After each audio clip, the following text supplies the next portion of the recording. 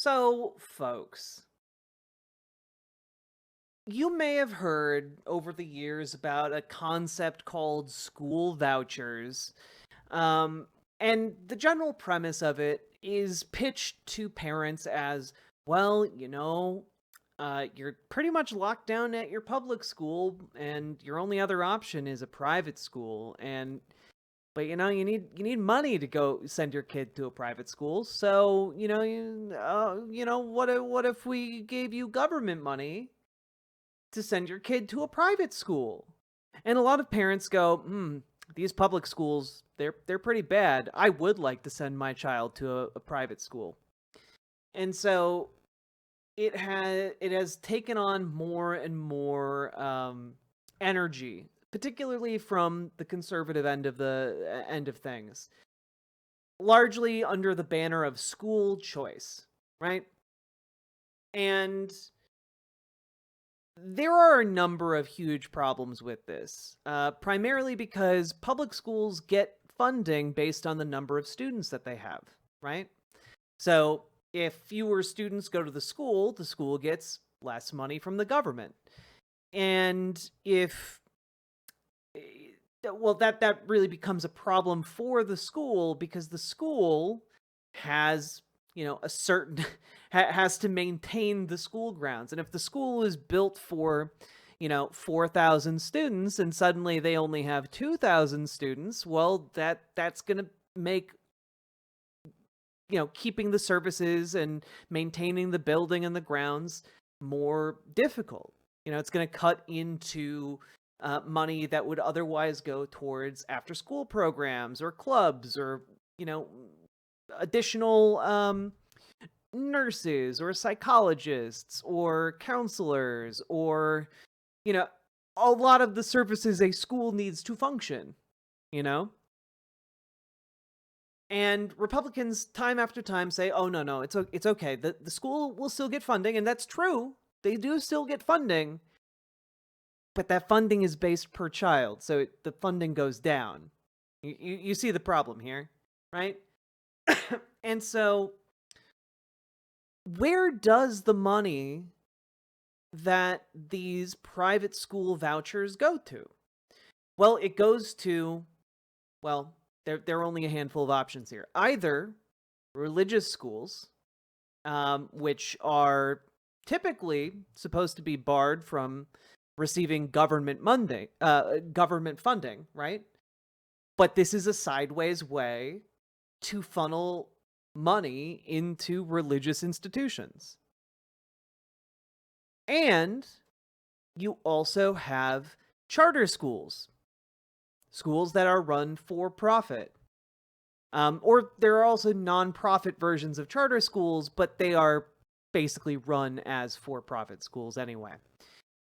So you have those two things going on, right? So either there is a private corporation taking money from the government and then cutting services to students, or in many cases, students will use their money to attend one of these private schools, one of these charter schools, but because they're being run like a business, they don't want to look bad if there is a kid who is underperforming because they might have a learning disability, or they might just be like understanding concepts at a different speed for whatever reason.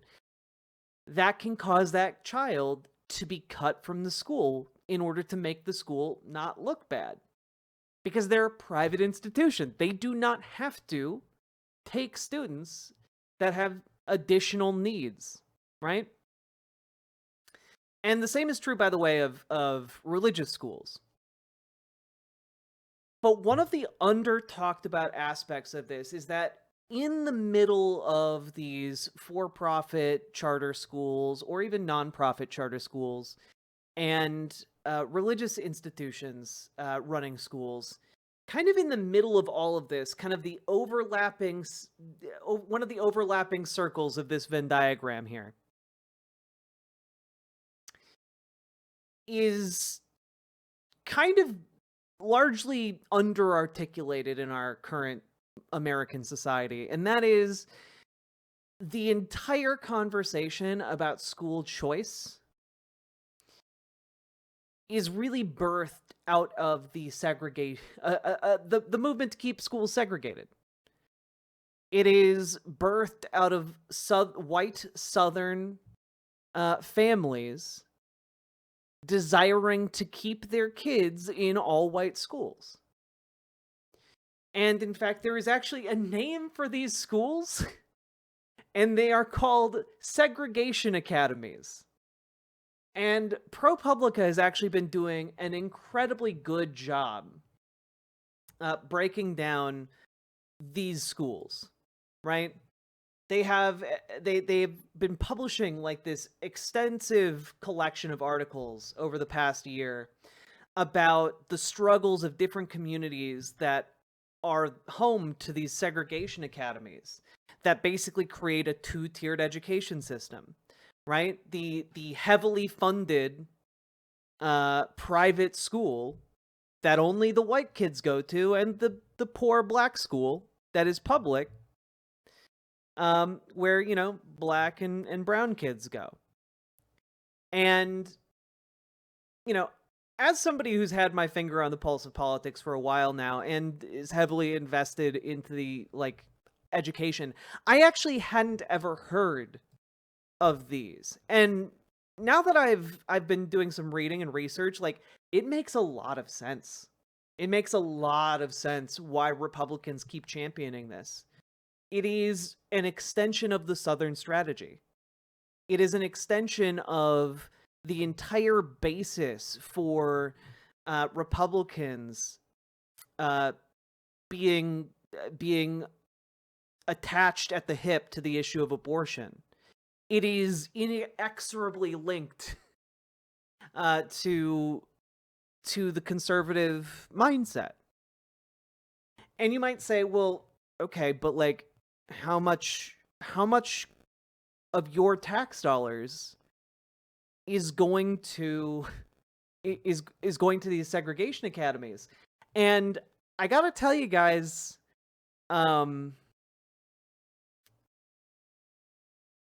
it's a lot. So ProPublica published this piece recently. Segregation academies in Mississippi are benefiting from public dollars as they did in the 1960s. ProPublica identified 20 schools in the state that likely opened as segregation academies and have received almost $10 million over the past 6 years from the state's tax credit donation program. Wait, they're called segregation academies? Yeah, that is the term by which they are referred. That is the term that is used for them. And I guys, the opening of this article, devastating. Also, you all should support ProPublica because it's a nonprofit that's actually not bought and owned by a billionaire, and they do phenomenal work, okay? But just look at this. On May 14th, the final day for submitting new bills in the Mississippi legislature, a bold new package of them landed on the desks of Mississippi lawmakers. The plans called for the creation of a voucher program that paid for students to attend private schools. A few weeks later, in the heat of mid-June, the governor urged lawmakers to support the $40 million program, promising it, quote, will beat the sound fruit of bear the sound fruit of progress for 100 years after this generation is gone, unquote. Public school support would continue, he assured, but vouchers would, quote, strengthen the total educational effort, unquote, by giving children, quote, the right to choose the educational environment they desire, unquote. It was 1964. This isn't this year. This has been going on for 60 years.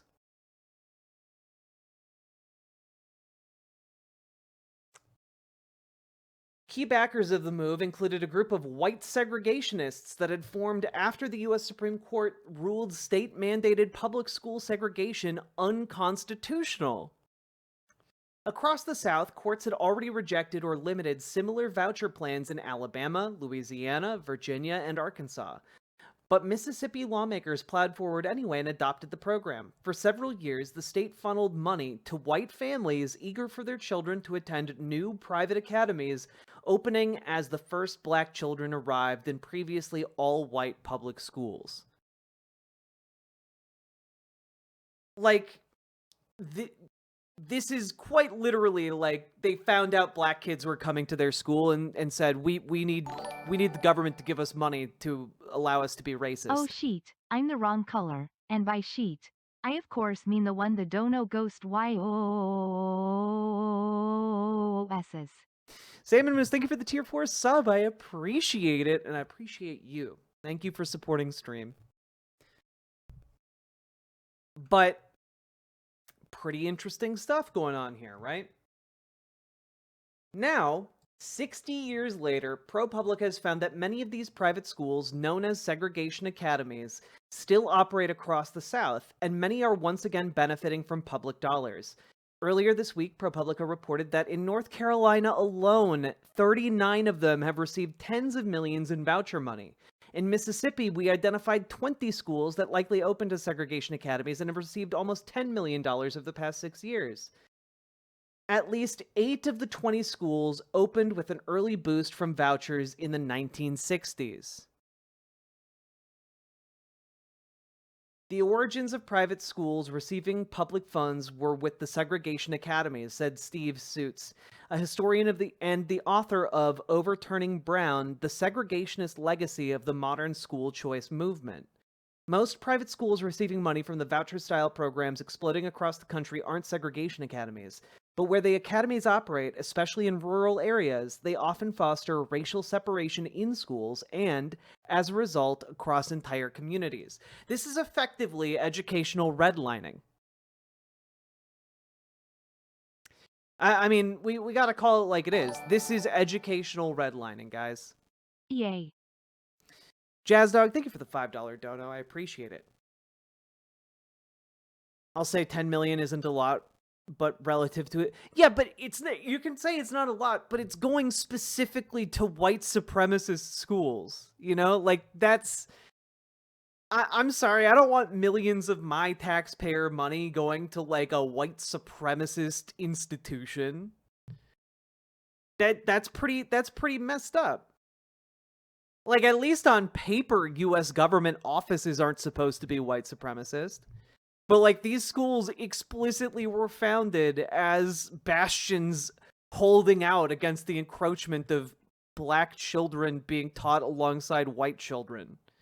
Because it would sully the education of the precious white kids.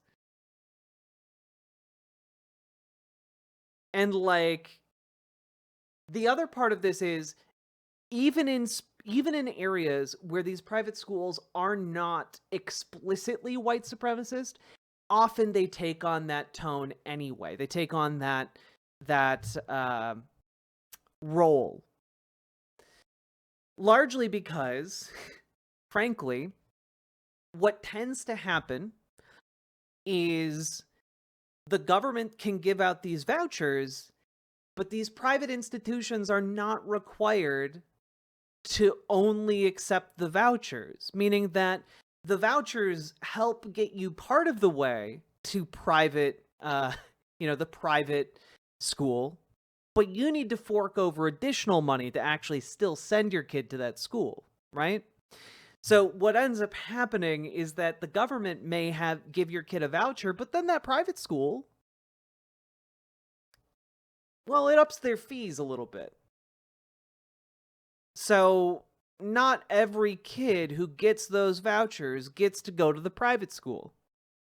And because in America we're still very much divided racially along economic lines, black people tend to be disproportionately poor, white people tend to be disproportionately more wealthy. What winds up happening on a societal scale is that, well, the white kids wind up going to the better private schools, and the black kids either get stuck in public school or they get sent to predatory, cheaper private schools. It is disgusting what happens here, and it gets I mean, it's been brushed under the rug for the past 60 years, to the point where, oh, I know a lot of you didn't know that there was a term for segregation academies. I didn't know that until I started looking into this story.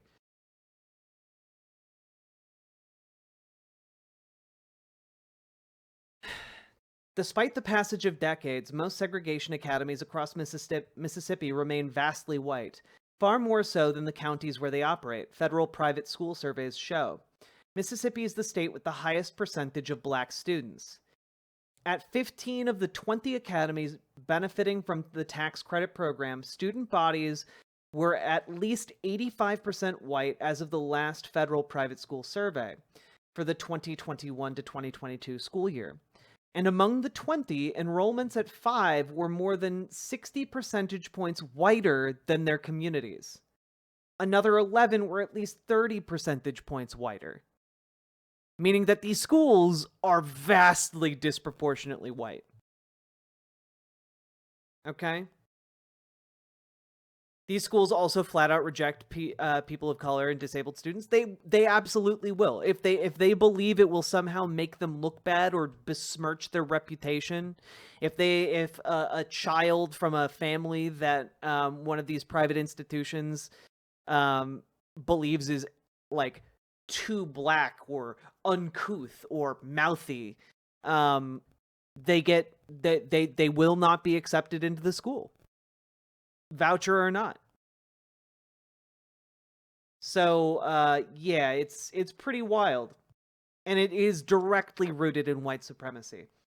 In 1964, the White Citizens Council was among those pushing for the voucher plan. The pro-segregation group was founded in the Mississippi Delta town of Indianola in the 1950s by Robert Tutt Patterson, who sought to, quote, save our schools if possible from integration, and, if that failed, to develop a system of private schools for our children. This was explicitly the plan of white supremacists in the 1960s, and Republicans to this day still push it everywhere across America, both because it is a way for funneling public money into private hands and because it strengthens religious institutions by, basically giving them government money, even though the government isn't supposed to give religious institutions money.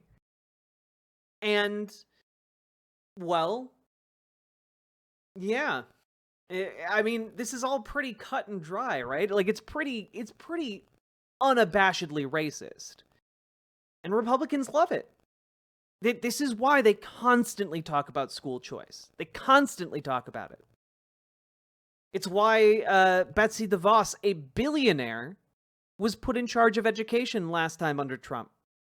It was to push this school voucher idea. It's why Republicans constantly tell the conservative parents that are part of the Republican Party and movement to go to school board meetings, because they want to undermine schools. They want to undermine schools so that there are only private and religious institutions available, and the public schools are they want the public schools to be shit. They want to segregate the schools, and they want to make sure the wealthy kids stay with the wealthy kids. They don't want, their precious little white angels to be slumming it with poors or, people who are non-white. Like, it really does, when you boil it down. That's how ugly it is. If you're sitting here being like, oh, well, it's not that they want that, it's just a side effect. Well, look, I can't judge the contents of someone's character based on, what they say. I have to judge it based on what they do. And when the effect of these programs over 60 years is to redline education, to, effectively segregate students by both race and class, I gotta call a spade a spade. This is white supremacy. It is a white supremacist movement.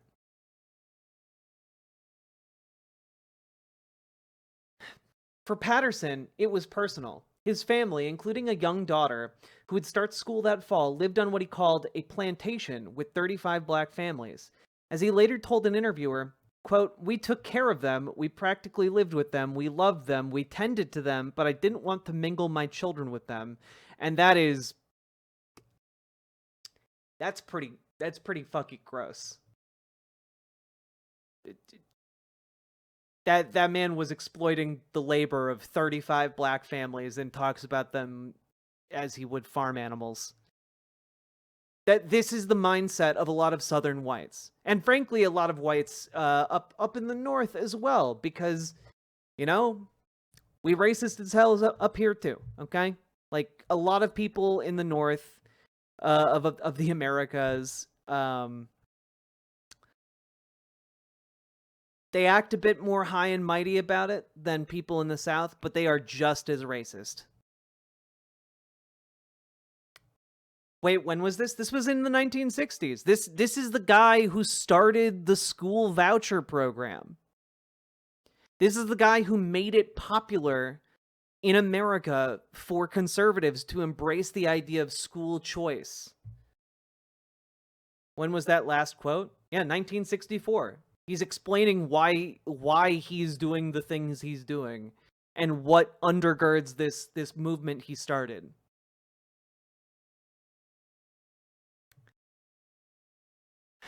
The state's voucher program provided $185 to each student to help pay private school tuition, about $1,876 in today's dollars. It aimed to give each child individual freedom in choosing public or private schooling, the bill's preamble said. Shortly after lawmakers adopted the plan,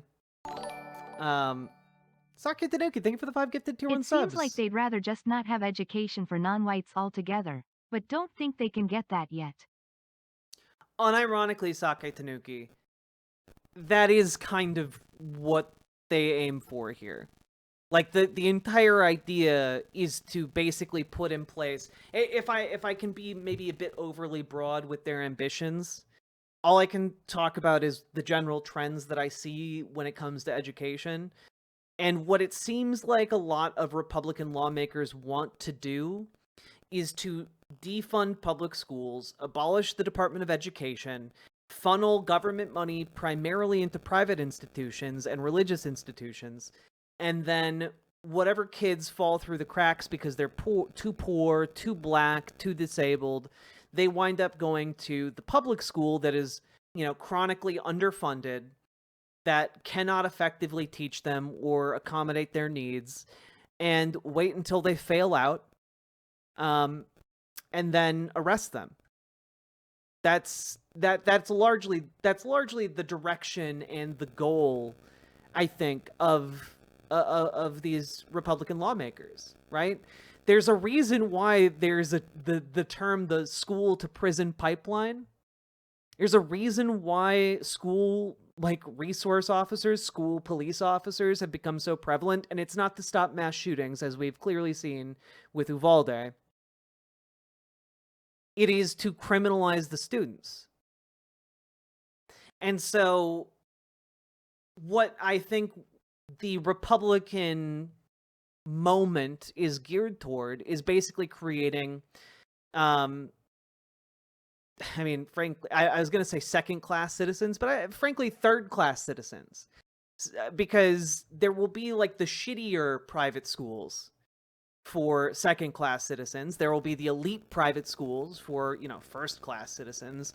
And then there will be, the public schools for whatever, they deem as the worthless of society. And they will be sent to prison to work for private industry for slave wages. It's slavery with extra steps. Exactly. That is exactly the premise here.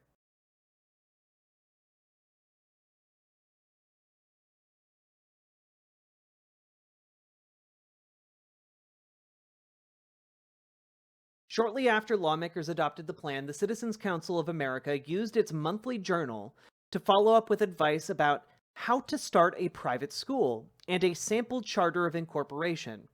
Private schools sprouted up, particularly in public school districts under court desegregation orders or that had submitted voluntary desegregation plans to the federal government, court records show. Over the voucher program's first 4 years, the number of new segregation academies that received public dollars snowballed from 2 to 49. Among them, 48 enrolled no black students. One did admit black children, but only black children. John Giggy, a historian at the University of Alabama, directs its Summersell Center for the Study of the South and has studied the birth of these private schools. These days, people often have no idea why these segregation academies opened, he said. It was one of the most aggressive moves that Southern governors took after the passage of the Brown v. Board of Education case. That movement accelerated as the civil rights movement accelerated. It ripped across the region. As white families rushed to open academies, vouchers provided critical seed money. In the 1965 to 66 school year, vouchers covered more than a third of the total operating costs for at least 17 new academies.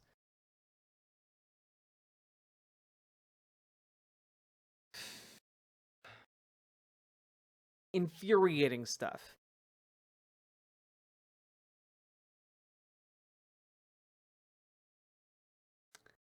One of the early takers was Central Holmes Academy, now Central Holmes Christian School.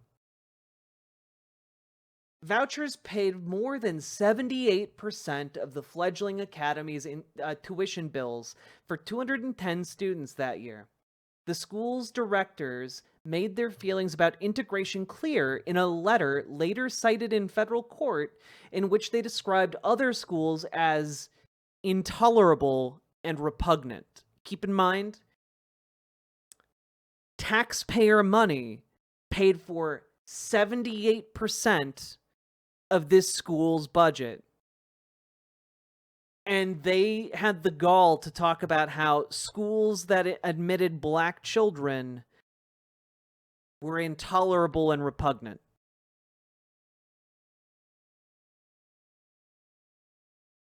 In 1968, Mississippi lawmakers increased each voucher to $240. The following January, black families in Mississippi prevailed in a federal case, a class action lawsuit against the state challenging the voucher's constitutionality. A panel of federal judges found that the program supported the establishment of a system of private schools operated on a racially segregated basis as an alternative available to white students seeking to avoid desegregated public schools.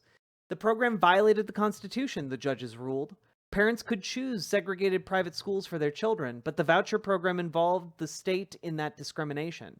In a way, it was too late. The academies were up and running. Clearly, the schools could not have survived as even semblances of educational institutions without these contributions, the U.S. Department of Justice found after examining the academy's finances as part of the federal lawsuit. By then, state taxpayers had funded more than 5,000 vouchers. Yeah. The segregation academies continued for a time to receive other forms of public aid, including state-financed textbooks, deals on property, and donations of public school equipment. But vouchers were dead. Then, 5 decades after the court tossed its early voucher program, Mississippi's legislature found a way to reestablish private school funding. In 2019, the state launched its Children's Promise Act, which provides incentives to businesses to participate in a state-funded program for private schools. The program gives businesses a dollar-for-dollar tax credit up to 50% of their total tax liability for donations to certain educational charities, including private schools. The act aims to help children who are low income, living in foster care, or diagnosed with chronic illnesses or disabilities. But there is no public disclosure on how much the schools focus on any of these things. Their requests with the state to qualify for the donations and therefore claims they make about how many students they serve in these categories are not made public. But it is clear that the donations, refunded with tax dollars, are flowing into segregation academies. They have waited half a lifetime in order to get another bite at the apple, in order to try to disguise their racism a bit better this time. But I do believe that knowledge is, half the battle. And so I hope that by learning about this, that learning that this is still going on, that they're still trying to do this after 50 years, that helps you understand a little bit. This is why there are times on this channel where I talk about how, like, once you know what's happening, you can't go back to, like, your ignorance. You know, like, how can you? This is disgusting. And they're revitalizing it with our taxpayer dollars. Like, we are doomed by the mere act of knowing about this to fight this type of privatization of our educational system tooth and nail until the day we die, because this is frankly beyond the pale and disgusting as hell.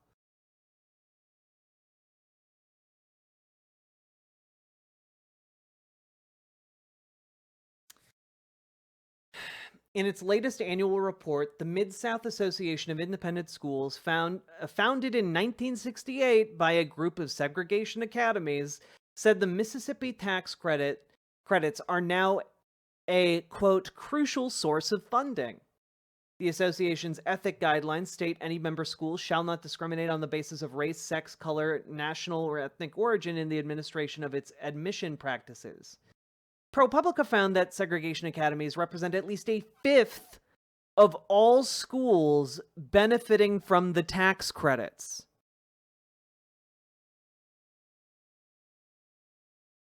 One-fifth of all schools benefiting from this program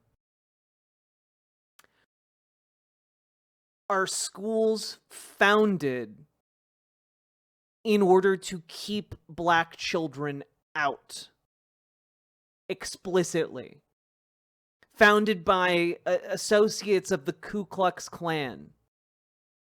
By members of the White Citizens Council.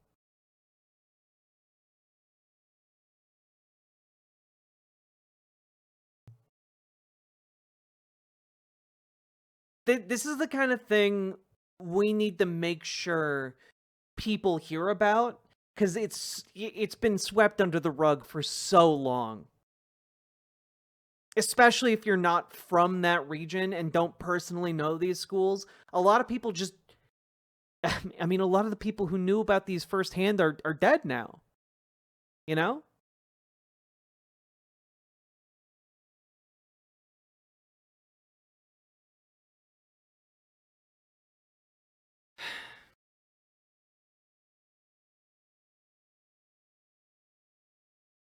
Central Holmes is one. The school has received $812,150 from the tax credit-fueled donations since 2020. Those resources help it improve academic programs, update technology, and facilitate professional development, said the school's headmaster, Chris Terry. As of the last federal private school survey, Central Holmes reported a student body that is 82% white, a shift from 95% white a decade ago, but far from representative of the community around it. Holmes County is barely more than 15% white.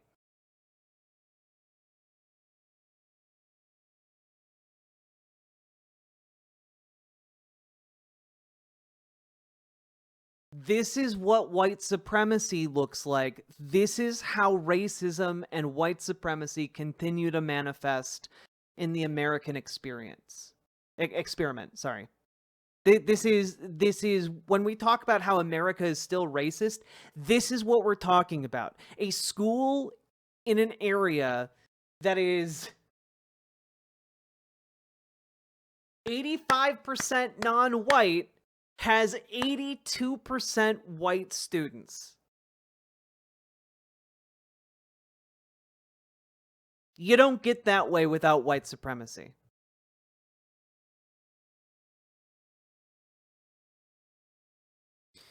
What are your thoughts on creating a section on the Discord for sources? Like sources that I bring up during stream?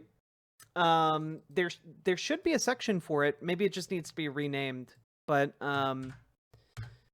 here you go. I think in the Discord that we have a channel called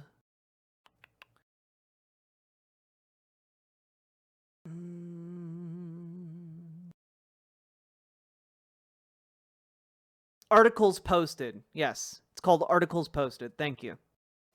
But maybe we need to rename it so it's easier to find and understand what it means.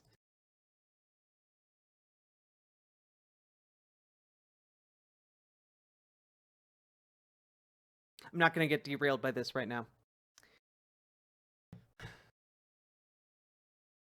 Terry, who's been headmaster since 2022, noted that during that time, the school has had Asian, Hispanic, and Black students enjoying success. Among them were a Black valedictorian and homecoming queen. To me, this shows our school's desire to move past the past and forge a new future for our students and families, Terry said in an email. He added that he couldn't comment on the school's origin because he wasn't alive at the time. Oh, what a... Oh, I couldn't possibly talk... I couldn't possibly talk about what happened in the past. We're only a school, after all.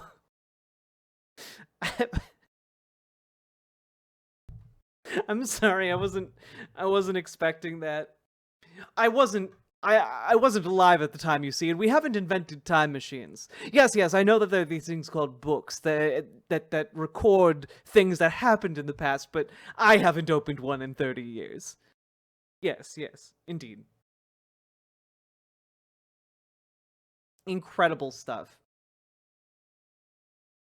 Those who were alive when it opened in 1965 voiced differing visions of the future.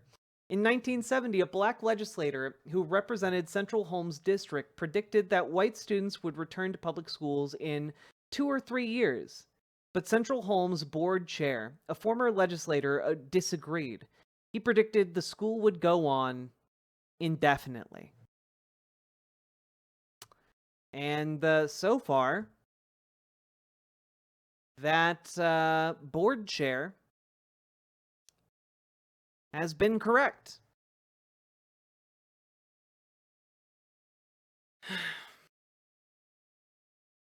There is an ongoing problem in America with this type of segregation, and it is specifically designed, by the way. You know, it's designed to cater towards hatred, but perhaps even more than that, it is designed to foster, you know, racial animus. It is designed, like, this type of system is designed to keep people fighting each other rather than fighting the people who oppress them and set up these systems.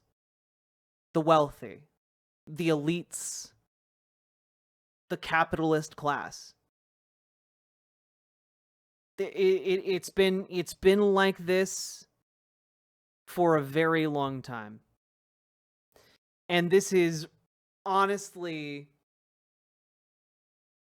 it's not surprising, but it is deeply disappointing that we're still here in this particular debate about whether or not we should allow private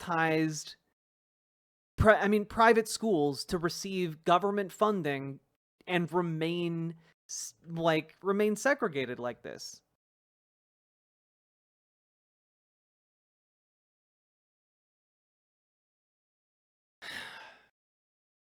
It's horrible. This gets right. And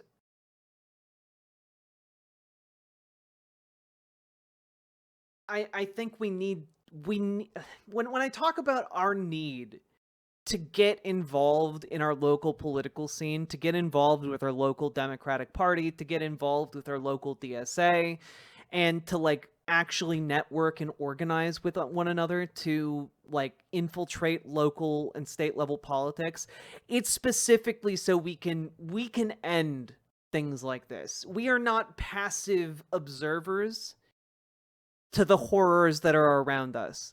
We have agency in this system. We need to exercise it.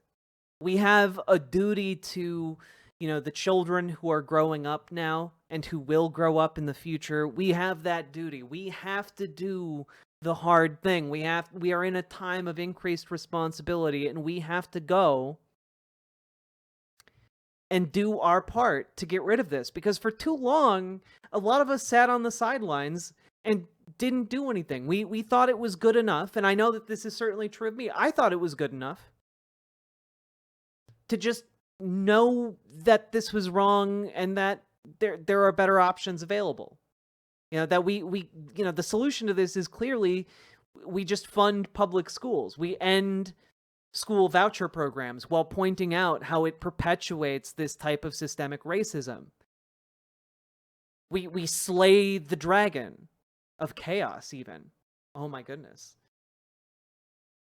But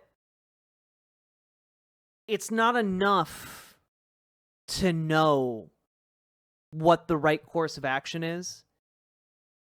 You actually have to do the right course of action. You actually have to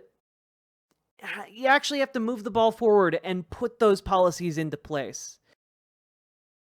Because no one is coming to save us. The Democratic Party on its own is not coming to save us unless we make it.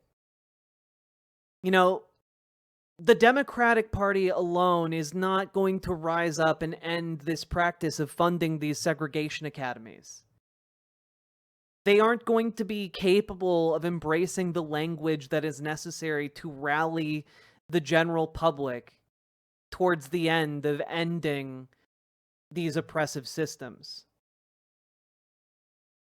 That's right, Hillary Clinton is a warmonger, and you know what? We should get her out of politics.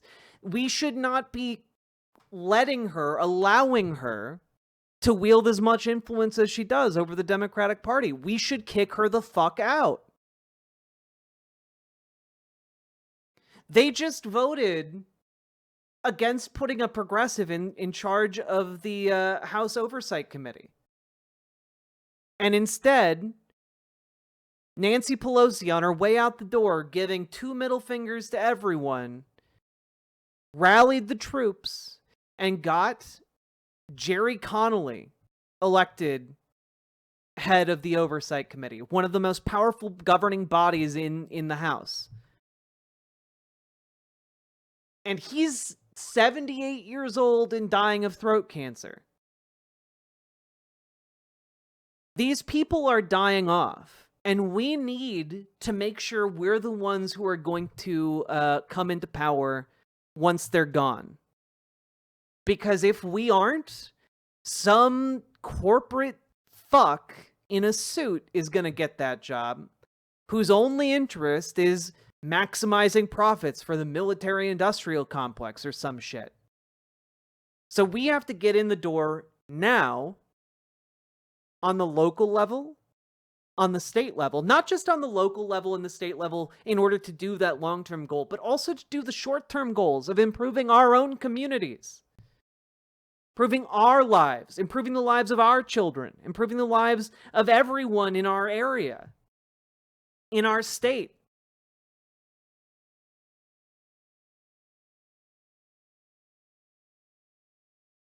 So we have work to do. It's not enough to just be right anymore. We have to roll up our sleeves and get to work. Join your local DSA, organize with them to infiltrate the Democratic Party, and then we fucking take it over. That's kind of what we have to do. Not because it's the easy thing to do, not because it is, the fun thing to do, though it can be fun. But because we have to. For ourselves, for our children, for our neighbors, for our colleagues, for the people we love and care about. So let's get to work.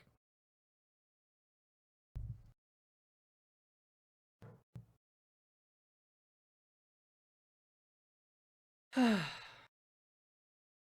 Democrats are a waste. Yeah, they are right now. But you know what? They could simply cease to be a waste. We could actually use the apparatus that they have to our advantage if we took it over. And that is why I think we should do that. Because while we protest in the streets, we should also be protesting inside the decision-making apparatus of the Democratic Party, because they won't necessarily listen if the pressure is just outside. They need to be listening to the pressure inside and outside.